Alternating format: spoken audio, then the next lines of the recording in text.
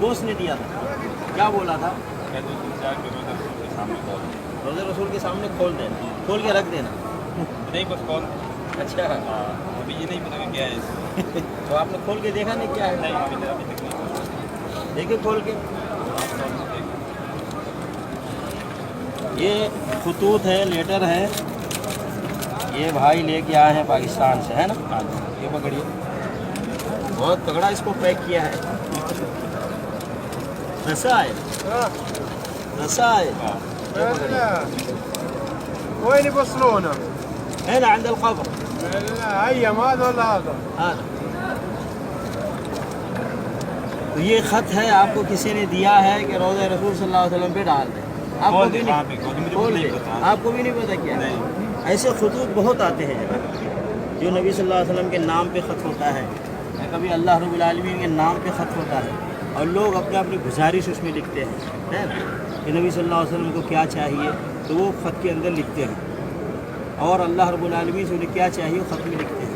بھائی اللہ رب العالمین کو خط لکھا جاتا ہے، نبی صلی اللہ علیہ وسلم کو خط لکھا جاتا ہے۔ آپ کو معلوم ہے نبی علیہ الصلوۃ والسلام نہ لکھنا جانتے تھے نہ پڑھنا جانتے تھے، کچھ پڑھنا ہوتا تو پڑھواتے تھے صحابہ سے، کچھ لکھنا ہوتا تو صحابہ سے لکھواتے تھے۔ ابھی جو لوگ خط لکھ کے بھیجتے ہیں کتنی بڑی بیوقوفی ہے، عقیدے کی خرابی ہے۔ نبی صلی اللہ علیہ وسلم سے وہ خط نہیں لکھا جاتا، کبھی نہیں لکھا کسی نے۔ نبی صلی اللہ علیہ وسلم نے خود خطوط لکھوائے اس دوسروں بادشاہوں تک اسلام کی دعوت پہنچانے کے لیے، ہے نا؟ نبی صلی اللہ علیہ وسلم نے خط لکھوائے غیر مسلموں کو اسلام کی دعوت دینے کے لیے، خط لکھوائے، لیکن نبی صلی اللہ علیہ وسلم کو نہیں کسی نے خط لکھا۔ نبی صلی اللہ علیہ وسلم کے اوپر قرآن نازل ہوا، اللہ نے نازل کیا قرآن مجید۔ نبی علیہ الصلوۃ والسلام سنتے تھے جبرائیل علیہ السلام سے، اور اس کو یاد کر لیتے تھے، اور پھر آگے صحابہ کرام کو بتاتے تھے۔ نبی صلی اللہ علیہ وسلم خود قرآن ڈائریکٹ اگر نہیں پڑھ سکتے تھے، کچھ لکھی ہوئی چیزیں نہیں لکھ سکتے تھے، اسی لیے علی رضی اللہ تعالیٰ عنہ نے صلح حدیبیہ کے موقع پر جو معاہدہ لکھوایا ہے نبی صلی اللہ علیہ وسلم نے علی رضی اللہ تعالیٰ عنہ سے، اور یہی وجہ ہے کہ جب کفار مکہ نے کہا، مشرکین مکہ نے کہ جب اس میں لکھا تھا رسول اللہ، انہوں نے کہا ہم تو آپ کو رسول مانتے ہی نہیں ہیں، آپ نے رسول اللہ کیوں لکھوایا؟ تو علی رضی اللہ تعالیٰ عنہ کو کہا نبی صلی اللہ علیہ وسلم نے کہ اس کو مٹا دو۔ علی رضی اللہ تعالیٰ عنہ کہا میں نہیں مٹاتا۔ تو نبی صلی اللہ علیہ وسلم نے کہا ٹھیک ہے، وہ کہاں پہ لکھا ہے رسول اللہ بتاؤ۔ تو نبی صلی اللہ علیہ وسلم نے خود اس کو مٹا دیا۔ تو نبی علیہ السلام لکھنا پڑھنا نہیں جانتے تھے، امی کہتے ہیں، امی۔ اب نبی صلی اللہ علیہ وسلم کو خط بھیجتے ہیں، کتنی بڑی بیوقوفی ہے، کتنا غلط عقیدہ ہے، کتنا برا عقیدہ ہے۔ تو نہ نبی صلی اللہ علیہ وسلم کو خط لکھا جائے گا، نہ اللہ رب العالمین کو خط لکھا جائے گا، بلکہ اللہ رب العالمین جہاں ہے بندہ وہیں سے دعائیں کرے۔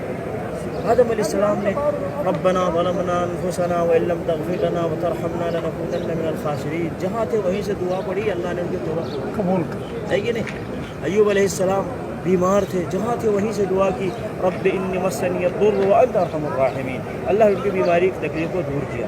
ابراہیم علیہ السلام اور زکریا علیہ السلام جہاں تھے وہیں سے اولاد، اسلام کو بھی اولاد دیا، ابراہیم علیہ السلام کو بھی اولاد دیا۔ نبی علیہ السلام گھر میں رہتے تھے، اللہ سے دعائیں کرتے تھے، بدر کے میدان میں بھی اللہ سے دعائیں کرتے تھے، اور ایسے ہی عمرے کو حج کو جاتے تو اللہ سے دعائیں کرتے تھے۔ اللہ رب العالمین سے دعائیں مانگی جاتی، خط نہیں لکھا جاتا۔ اب یہ سب لکھو، جتنا وقت میں خط لکھنے میں لگایا ہے، اتنی دیر اگر ہاتھ اٹھا کے اللہ سے مانگتے تو ان کو فائدہ ہوتا، لیکن اس کو کیا فائدہ؟ اب یہ خط میرے بھائی کو لے کے آئے اور بھائی مجھے دے دیے، تو خط مجھے ملا، نبی صلی اللہ علیہ وسلم کو ملا نہیں۔